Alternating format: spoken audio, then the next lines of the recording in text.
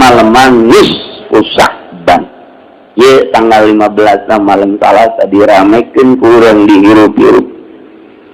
Dihirup-hirup teh kumaha maksudna diramekeun pake takarrub ka Gusti Allah Subhanahu wa taala. Pake ibadah malam Salasa teh.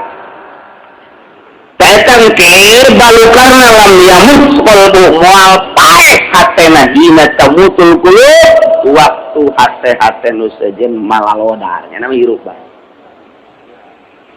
Ngahirupkeun rame-rame malam nisfu Sya'ban ku ibadah ka Gusti Allah, hatena bakal hirup. Hatena bakal caam ya sapan hese ge ngahirupkeun hate. Sebab paehna cek soleh ger euri mobil paeh atuh. Mun kitu berkona paeh atuh musru.